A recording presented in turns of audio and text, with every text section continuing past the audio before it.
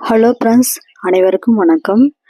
இன்றைக்கி நம்ம சமையல் வீடியோவில் என்ன பார்க்க போகிறோன்னா, பொட்டுக்கடலை வச்சு ஒரு நல்ல ஸ்வீட் தான் பார்க்க போகிறோம். இது வீட்டில் நம்ம எப்பயுமே பொட்டுக்கடலை இருக்கும் நம்ம வீட்டிலலாம். முந்திரி பருப்பு அவ்வளோதான், சர்க்கரை, இது 3 வச்சு தான் நம்ம ஒரு சிம்பிளான அல்வா பண்ண போகிறோம். எப்படி செய்யுதுன்னு பார்க்கலாம் வாங்க, வீடியோக்குள்ளே போகலாம். நாளைக்கு தீபாவளி. அதுக்கு என்னுடைய வீடியோ பார்க்குற அனைத்து ஃப்ரெண்ட்ஸ்களுக்கும்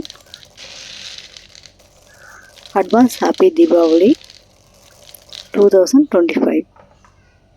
ஓகே, வாங்க பார்க்கலாம். இதுக்கு நான் 2.5 கப் பொட்டுக்கடலை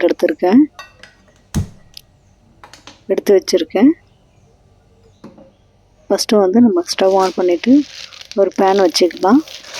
அதுக்கு நான் 2.5 கப் பொட்டுக்கடலை எடுத்திருக்கேன். அந்த அல்வா பண்ணுறதுக்கு ரொம்ப ஈஸியாக, டக்குன்னு யாரும் விருந்தாலையும் வந்துட்டாங்க, இல்லை நாளைக்கு தீபாவளிக்கு நம்மளுக்கு ஒன்றுமே இல்லை வீட்டில் செய்கிறதுக்கு, பொட்டுக்கடலை இருக்குது, சக்கரை இருக்குது, நெய் இருக்குது, அவ்வளோதான், முந்திரி இருக்குது, இதை வச்சு நம்ம எப்படி ஒரு அல்வா பண்ணலான்னு டக்குன்னு பண்ணிடலாம். வாங்க ஃப்ரெண்ட்ஸ், எப்படி செய்யுதுன்னு பார்க்கலாம். ஸ்டவ் ஆன் பண்ணிவிட்டு ஒரு பேன் வச்சுங்க. நான் கம்மியாக செய்கிறதுனால சின்னதாக வச்சுருக்கேன். நான் சின்ன பேன் வச்சுருக்கேன், ஸ்மாலாக. அப்புறமா அந்த பேன் காய்ச்ச உடனே நெய் கொஞ்சம், 1 ஸ்பூன் நெய் சேர்த்துக்கலாம். நெய் நல்லா உருகணுன்னா ஒரு கைப்பிடி அளவு முந்திரி, உங்கள்கிட்ட பாதாம் இருந்தால் கூட, பிஸ்தா இருந்தால் கூட அதுவும் சேர்த்துக்கலாம். நான் என்கிட்ட இல்லை, அதனால் வெறும் முந்திரி மட்டும் சேர்த்துக்கிறேன். நான் முந்திரி நல்லா பொன்னிறமாக வரணும்.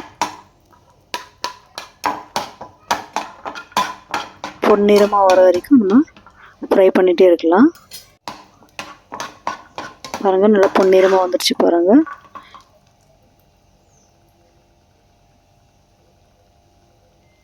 இந்த டைமில் நம்ம அதை எடுத்து நம்ம தூர வச்சுக்கலாம். அதுக்கப்புறம் பொட்டுக்கடலை நம்ம மிக்சியில் போட்டு எடுத்துக்கலாம். மிக்சி ஜாரில் போட்டு எடுத்துக்கலாம்.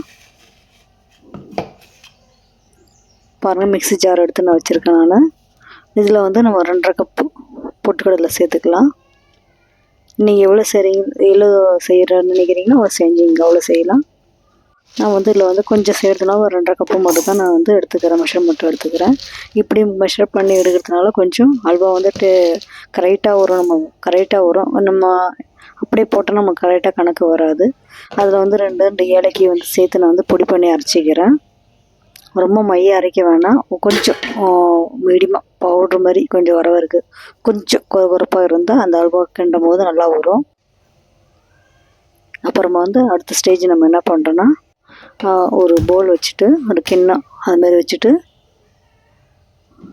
அதில் நம்ம சக்கரை பாவை காய்ச்சிக்கலாம். 2.5 கப்பு பொட்டுக்கடலை எடுத்திருக்கேன். அதுக்கு 1.5 கப்பு சர்க்கரை நம்ம சர்க்கரை பாகு எடுத்துக்கலாம். பாருங்கள், 1 கப்பு போடுறோம் சர்க்கரை. அதுக்கப்புறம் ஒரு 1/2 கப்பு, 1/4 கப்பு போடுறோம் பாருங்கள். அவ்வளோதான். 2.5 கப்பு பொட்டுக்கடலைக்கு 1.5 கப்பு சர்க்கரை கரெக்டாக இருக்கும். அதில் 1 டம்ளர், 3/4 டம்ளர் அளவு தண்ணி ஊற்றிக்கிறேன். அந்த பாவு நல்லா கொதிக்கிற அளவு தண்ணி ஊற்றிட்டேன் பாருங்கள். சர்க்கரை முழுகிற அளவுக்கு தண்ணி ஊற்றிட்டேன். தண்ணியில் அந்த சர்க்கரை நல்லா கரைஞ்சி கொதி வரட்டும். இது பாகு மாரி, இந்த கம்பி பதம்ன்றாங்க பாருங்கள், அதை மாதிரி வரணும்னு இதுக்கு அவசியம் கிடையாது. இந்த அல்வாவுக்கு சும்மா கொஞ்சம் ஒரு 10 செகண்ட் கொதிச்சாவே போதும். ஆஃப் பண்ணிடலாம் ஸ்டவ்வை நம்ம. பாருங்கள், அந்த கரெக்டாக அந்த கொதிக்குது பாருங்கள். அந்த சக்கரை நல்லா கரைஞ்சி வந்திருக்கு பாருங்கள். அப்போ அந்த டைமில் நம்ம இறக்கி வச்சுட்டு, நம்ம ஆல்ரெடி ஃப்ரை பண்ணி வச்ச முந்திரி நம்ம அப்படியே அதே வானோட வச்சுக்கலாம். நம்ம மிக்சியில் போட்டு எடுத்து வச்சேன் பாருங்கள். நான் அந்த பொட்டுக்கடலை பவுட்ரு இது மீடியம் சைஸில் நம்ம சிம்மில் வச்சுடுங்க. ஸ்டவ்வை பெருசாக வைக்காதீங்க, தீஞ்சு போயிடும். அதனால் நம்ம மீடியம் இதாக வச்சு தான் நம்ம இந்த ஸ்வீட் செய்ய போகிறோம். நான் இப்போ மிக்சி அரைச்சி வச்சேன் பாருங்கள் அந்த பொட்டுக்கடலை. அது இதில் போட்டு நான் ஃப்ரை பண்ணினே இருக்க போகிறேன். பொன்னிறமாக வரணுங்க. பொன்னிறம் வரதுக்கு நல்லா வறுத்துட்டே இருங்க. அந்த வாசனை பொட்டுக்கடலையோட வாசனை வர வரைக்கும் நம்ம கொஞ்சம் இதை கைவிடாமல் கிளறிட்டே இருக்கணும். இதே மாதிரி தீபாவளிக்கு எந்தமே இல்லை நம்ம செய்யணும்னு நினைக்கும் போது இதை மாதிரி நம்ம வீட்டில் இருக்க பொருளை வச்சு இந்த மாதிரி அல்வா செய்யலாம். ரொம்பவே டேஸ்ட்டாக இருக்கும். செஞ்சு பார்த்துட்டு எனக்கு கமெண்டில் சொல்லுங்கள் எப்படி இருக்குன்னு. பாருங்கள் கைவிடாமல் கலரிட்டு இந்த ஸ்டேஜில் நம்ம என்ன பண்ணலாம், சர்க்கரை பாவை தண்ணி பாருங்கள் அதை எடுத்து கொஞ்சம் கொஞ்சமாக சேர்த்துட்டு கலரிட்டே இருக்கலாம்.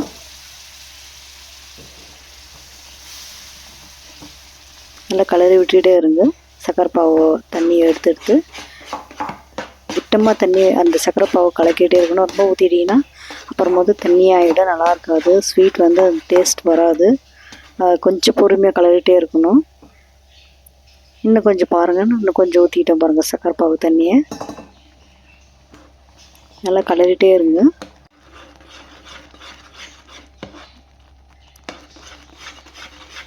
பாருங்கள் நான் வந்து கைவிடாமல் நல்லா கலரிட்டே இருக்கேன் பாருங்கள். இல்லைன்னா அந்த பொட்டுக்கடலை வந்து அங்கங்கே உருண்டையாக பிடிச்சிடும், கட்டி கட்டி ஆகிடும். அப்புறமா ஒரு மாதிரி சாப்பிடும்போது பொட்டுக்கடலை மாவாகவே வரும். அதனால் கொஞ்சம் சிரமப்படாமல் கலரிட்டே இருங்க. நம்மளுக்கு வந்து ஃபுட் கலர் வந்து என்ன வேணால் சேர்த்துக்கலாம். உங்களுக்கு என்ன கலர் இஷ்டமோ அந்த கலர் சேர்த்துங்க. நான் வந்து கேசரி பவுடர் கலர் தான் ஃபுட் கலர் வந்து நான் சேர்த்துக்கிறேன். பாருங்கள் நான் அந்த ஃபுட் கலரை சேர்த்துட்டு நல்லா கலரி விடுங்க.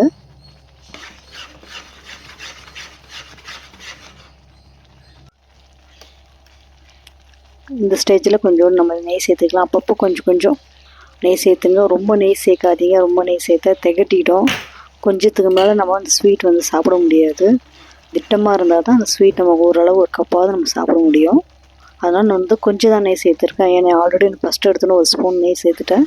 இப்போ ஒரு 3 ஸ்பூன் அளவு தான் நான் சேர்க்குறேன் நான்.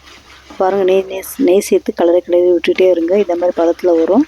அந்த பேனில் வந்து அது வந்து ஒட்டக்கூடாது. அந்த ஸ்டேஜ் தான் அது பதம். அல்வா வந்து ரெடி ஆகிடுச்சின்ட்டு அந்த பதம் நம்ம வரும்போது நம்ம தெரிஞ்சுக்கலாம். அதில் வந்து அந்த பேனில் வந்து அந்த பொட்டுக்கடலை வந்து போய் ஒட்டாது, பிரிஞ்சு வரும் மேலே. அப்போ வந்து அல்வாடை வந்து ரெடி ஆகிடுச்சின்னு அர்த்தம்.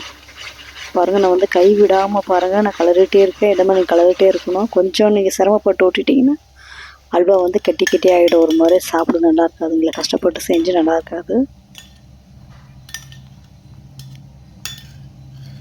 பாருங்கள் நான் கொஞ்சோண்டு இருக்கிற நெய் இன்னும் கொஞ்சம் நான் சேர்த்துட்டேன். அதில் பாருங்கள் அந்த பேனில் விட்டாமல் பிரிஞ்சு வருது பாருங்கள் பொட்டுக்கடலை. இது அந்த அல்வா வந்து மேலே வரணும், அப்படி மிதக்கி வரணும். அப்போ தான் வந்து அல்வா வந்து ரெடி ஆகிடுச்சின்னு அர்த்தம். பாருங்கள் நல்லா பாருங்கள் ரெடி ஆகிடுச்சு. ஓகே பாய் நண்பர்களே.